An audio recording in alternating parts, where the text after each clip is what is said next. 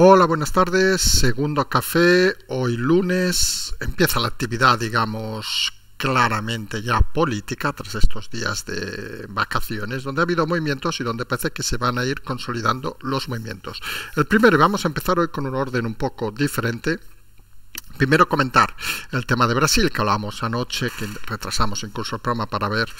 Lo primero que nos sorprende es la cantidad de expertos que han salido en Brasil las últimas horas, ya saben, en este país. Hubo un día que hubo expertos de Ucrania, hubo un día que hubo expertos de Rusia, expertos incluso de Irán, expertos obviamente de fútbol, que eso ya es un deporte nacional, y ahora hay expertos en Brasil. Realmente la situación es complicada, es de esos momentos que hemos dicho en muchas ocasiones en este canal, que cuando las cosas pasan en tiempo real es difícil analizar, es más fácil analizar previamente o posteriormente, y para analizar obviamente en tiempo real hay que tener mucho conocimiento de los temas. Brasil, sin lugar a dudas, está en el momento en el ojo del huracán. Vamos a ver cómo se desarrollan las historias. Admitimos, no tenemos ningún problema, lo hemos dicho en alguna ocasión, que no es nuestra especialidad tampoco lo es Rusia y Ucrania, lo hemos dicho en más de una ocasión. Otros países quizá podríamos decir lo contrario, pero en este caso parece que la explosión, digamos, de Brasil ha traído, curiosamente, a movimientos dentro de España, que eso creemos que sí controlamos un poco,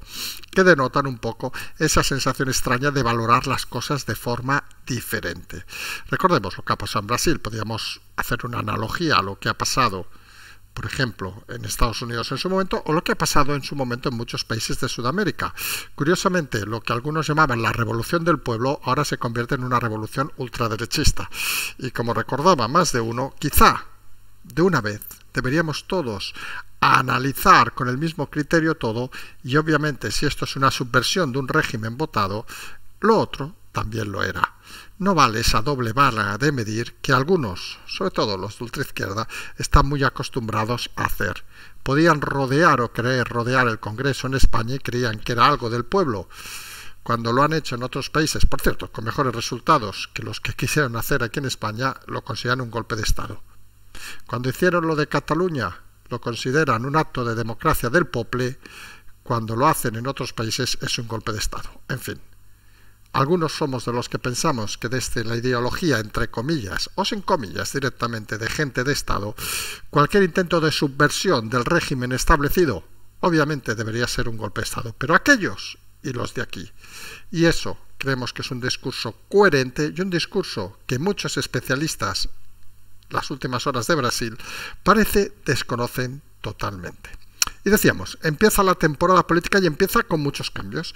Está claro que ha impactado mucho, obviamente no en nuestro programa, que saben que no lo escucha ni Dios, ha impactado mucho en el PP ese dato que llevamos comentando desde hace días, desde antes incluso del cierre del año, que las encuestas dan un caballo ganador obviamente al PP, pero le dan estancado, es decir, que se va viendo una reducción, digamos, del voto del Partido Socialista, que ya baja claramente de los 100 escaños, incluso en alguna encuesta puede acercarse hasta los 90, pero el PP sigue estancado en esos 138, 140 y poquitos de las últimas encuestas, pero no acaba de arrancar.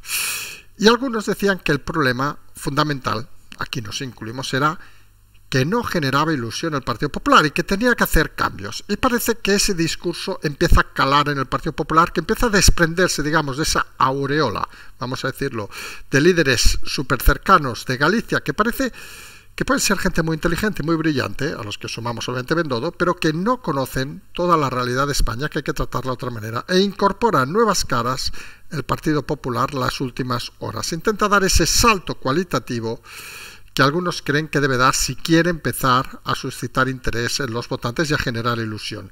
Ojo, que los nombres tampoco es que sean gente nueva. De momento se ha incorporado el antiguo alcalde de Santander, recordemos, de la Serna, que tuvo algún pequeño lío político por contratos que consiguió cuando ya no era alcalde. Bueno, en fin, cosas que pasan en la política.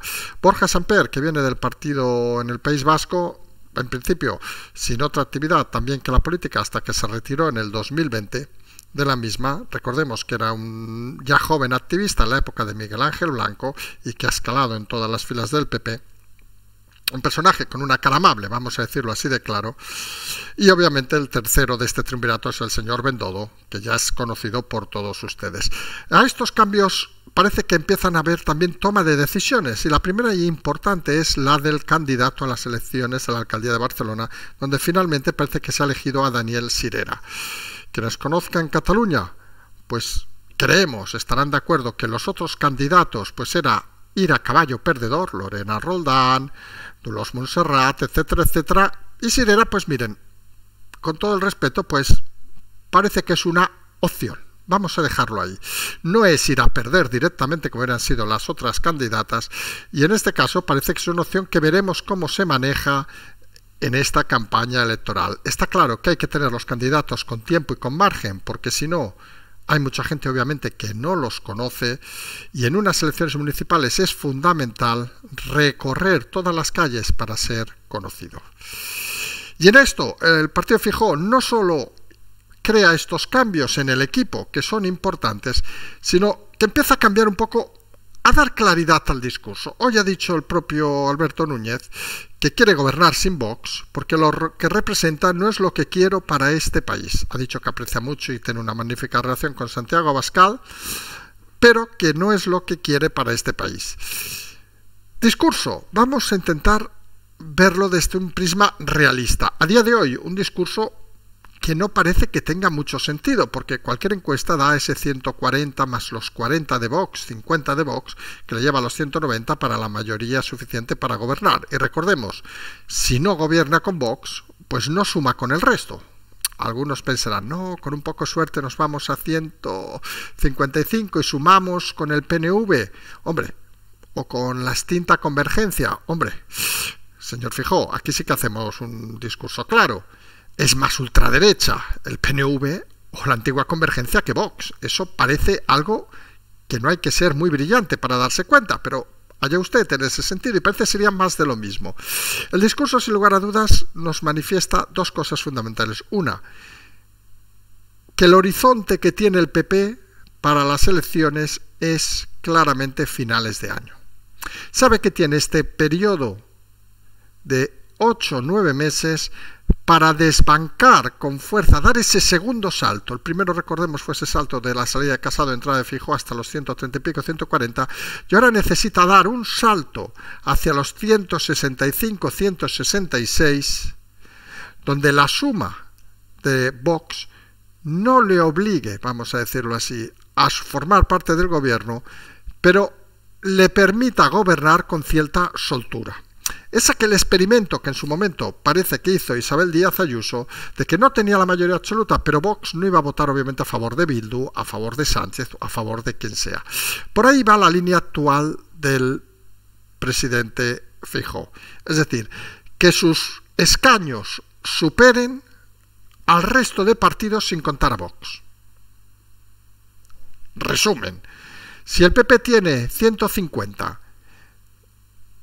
y el resto y Vox, por ponerlo claramente, tiene 50 que podrían gobernar con 200, pero el resto de partidos, recordemos, 350 diputados, tendrían también 50, vamos a poner 49 Vox y 151 el resto, no le interesa a Feijóo, porque necesitaría Vox para gobernar.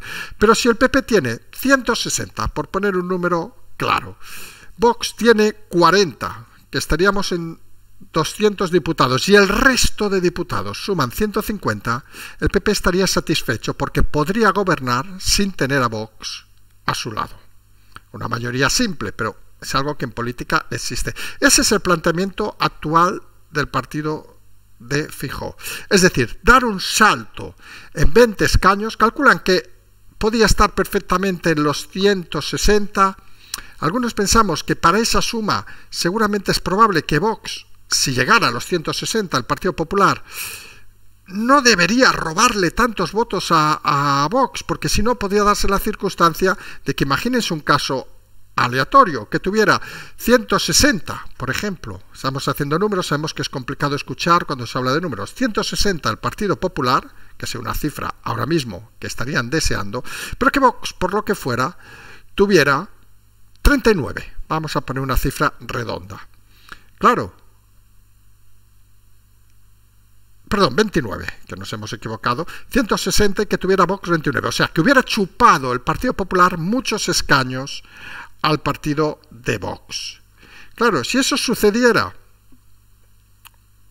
pues el resto de partidos juntos tendrían 161, con lo cual gobernaría en principio, salvo novedad, salvo acuerdos de estos raros con PNV, que saben que apuesta por quien sea, pero sería factible que volviera a gobernar el Partido Socialista. Con lo cual aquí la apuesta de Feijóo obviamente es que debería ser, ese ascenso hasta los 160, pero creemos algunos que debe intentar más sumar hacia el 4 y el 5 que sumar hacia el 7 y el 8, porque todo lo que robe de Vox, que puede ser interesante como número global, si no llegas a los 175, que a día de hoy parece complicado, pues parece que no puede ser suficiente. Recordemos, actualmente cualquier encuesta da como mucho la suma de PP y Vox, que serían esos máximos sobre 200 diputados, con lo cual hagan ustedes mismos las cifras. Recordemos, hay 350 diputados. Si baja de 200 en la suma, por ejemplo, esos 190 que se están moviendo en muchas ocasiones, solo hay una opción, que vayan juntos, con los números actuales, obviamente, de Vox, de 40, 40 y pico diputados. Por lo tanto, algunos pensamos que esa apuesta tan temprana, digamos, de intentar romper ese hipotético pacto con Vox, podría tener sentido solo en un aspecto, y es en estar pensando a medio largo plazo, en intentar empezar a erosionar al partido de Vox.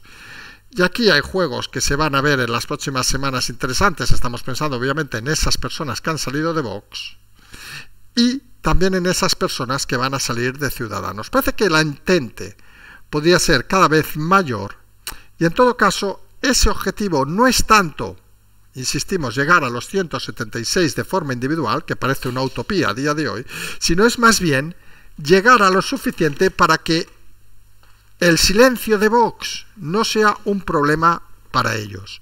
Obviamente habrá situaciones donde Vox no les votará, pero en principio para llegar a la presidencia sería posible. Luego acuerdos puntuales, pues con el PNV para unas cosas, con otros partidos para otras, etcétera, etcétera, etcétera. Ese es el objetivo a día de hoy y es la reflexión que han hecho desde el PP, que quizá no es tan necesario pensar en una mayoría absoluta, sino pensar en el apoyo que puede significar de forma indirecta que Vox no haga valer sus votos.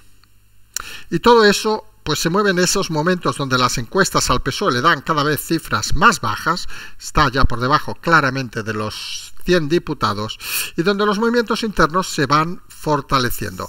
Es cierto que hay novedades en el tema de Griñán. Los forenses parece que dicen que no debería entrar en la cárcel. Nosotros hemos dicho una cosa fundamental y creemos que hay que respetarla, y es que la opinión de los forenses, alguno dirá, no, esto no sé qué, pero miren, hay especialistas en Brasil y hay especialistas en cáncer en este país, y parece que todos están en los medios de comunicación. Oiga, si los forenses deciden una cosa, pues se hace caso y punto, porque si no, se hace todo cuanto menos extraño. Esa sensación que podemos ver en otros temas. Por ejemplo, hoy no sé si se han dado cuenta que se ha dado carpetazo al tema de Plus Ultra por un error de la jueza Esperanza Collazos, que se equivocó en los plazos. Hombre, ustedes se imaginan que si se equivocan ustedes en los plazos en su empresa de autónomos o lo que sea, les cae un puro.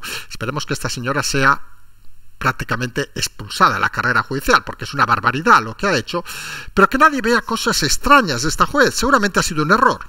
Y los errores, perdón, pero se pagan, porque fíjense el detalle, aquellos que dicen, no, esto está vendido al PSOE, etcétera, etcétera, que saben que las teorías estas existen, pues decir que esta fue la juez que archivó el tema de los discos duros del PP. Con lo cual, si allí había que respetar la decisión, aquí también hay que respetarla, con una pequeña diferencia. Ayer una decisión judicial en plazo, aquí ha sido un error en los plazos de la jueza. Hombre, que debería alguien tomar nota y como mínimo abrirle un expediente, porque es inaceptable que una juez titular de un juzgado tenga estos errores. Es que no tienen medios, no sé qué, pues que se quejen, que hagan una huelga, nos da igual. Pero de cara al ciudadano se hace extraño que casualmente quien tiene buenos abogados encuentre estos errores. Seguramente si esto le hubiera pasado a usted o a la mayoría de nosotros, pues nuestro abogado no se hubiera dado cuenta de los plazos y solamente ni nos hubieran hecho caso. Hubieran dicho, oiga, que la jueza ha dicho esto y a tomar por culo. Pero cuando se equivocan, pues hay que asumirlo. Y esta juez, si se ha equivocado, debería asumirlo. Pero que nadie vea más que un simple error de procedimiento. Y seamos sinceros, si uno se equivoca en el procedimiento al pagar Hacienda, al pagar a Seguridad Social, al pagar los impuestos, pues le toca pagar una multa, una sanción. Pues a esta señora que le toque cuanto menos lo mismo. No se puede dejar situaciones como esta, especialmente importantes, por un error simple y llanamente de plazos. Es algo que parece bastante inaceptable. Y decíamos ayer que en ese movimiento de los fichajes de enero, una de las claves que se estaba moviendo obviamente era Navarra.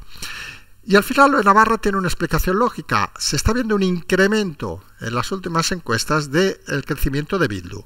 Y eso pone nerviosos a más de uno y saben que deben recurrir, entre comillas, al séptimo de caballería. Hablando en plata, podrían ser los señores Sayas y Adanero, como explicábamos ayer, porque está claro que el hervidero de Navarra es bastante complicado. UPyN, recordemos, va a su aire, el PP tiene que reforzarse con elementos locales y realmente va a ser uno de los lugares donde las elecciones de mayo van a ser realmente muy interesantes. Porque vamos a ver hasta dónde llega esa eclosión de Bildu, ese olvido de Bildu y sus socios en su momento, y ese salto cualitativo del radicalismo vasco. Porque es importante al final, algunos podrán pensar, nosotros en eso estaríamos totalmente de acuerdo, lo hemos dicho mil veces, si la gente vota Bildu, pues hay que aceptarlo, obviamente, podemos estar de acuerdo o no. Creemos que no es gente a día de hoy, que deba estar en las instituciones, pero oiga, si están votados, tienen los mismos derechos que cualquier regidor, que cualquier concejal de otro partido. Pero habría que analizar la realidad de por qué partidos con ese estigma, con esa trayectoria, acaban siendo votados por mucha gente. Y la realidad, no se engañen, la realidad no es que ellos sean muy buenos, ni prometan el oro, ni el moro. Entre nosotros, como gestores, son unos auténticos incompetentes.